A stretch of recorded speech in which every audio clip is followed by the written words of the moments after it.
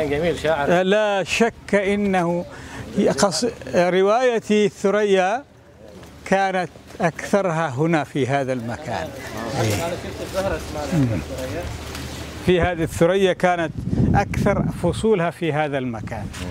أجلس من الصباح الساعة تقريبا 9 إلى العصر هناك في ذاك المكان.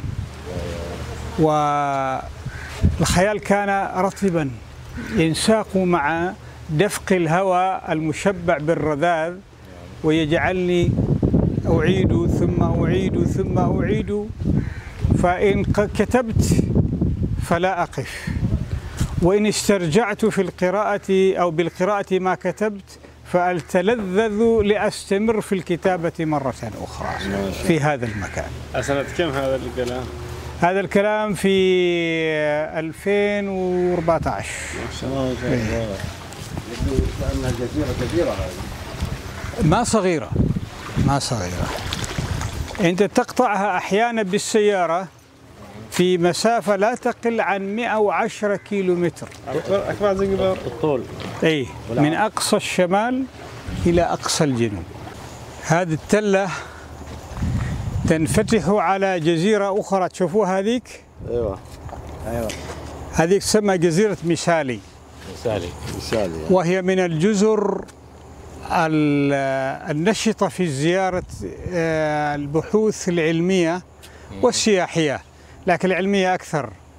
فيها مفردات طبيعية. لأنه هناك فيها كهف في داخل البحر عميق، تأتيه الأسماك من رأس المحيطات والبحار لتضع بيوضها فيه. ما شاء الله.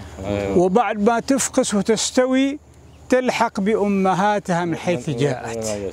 فهم يأتون ليقيمون دراسات ما السر في المكان، وما هي الوسيلة التي تجعل من هؤلاء الصبية الذين ولدوا في هذا المكان لا يعرفون بيئتهم يلتحقون بأمهاتهم هناك. الله أكبر. فبالتالي هذا المكان يعني مأموم جدا. هناك يقيمون أياما لكونه هي جزيرة خالية من السكان، هادية وما فيها يعني. ولكن هذا المكان وجد لنفسه منتجعا هناك عبر القوارب انتقالا وعودة لأولئك الباحثين. يعني منتجع مؤقت يعني ولا؟ لا هذا المنتجع فقط يروحوا ويرجعوا يباتوا هنا. أيضا هامش آخر الخدمة والأمن وغير ذلك، فما بعيد المكان. ما بعيد فعلا.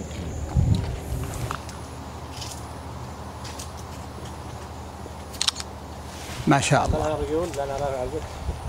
أيوة، كأنك أنت في توقيت معين في نفس اللحظة. نعم. بعضها واقف وبعضها في شوف هذاك بعد جناحيه مفروشتان.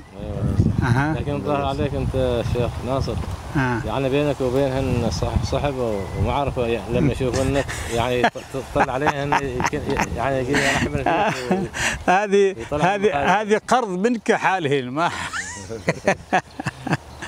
الحمد لله رب العالمين. لا ما شاء الله المكان. ما شاء الله. الشيخ ناصر أنت مبدع، كلمة مبدع قليلة فيك. بارك الله فيك حقيقة. الحمد لله.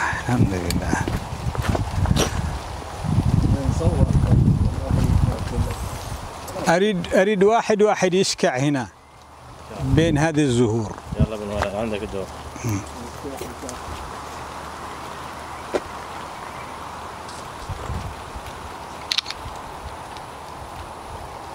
طيب تفضل. يلا سحب.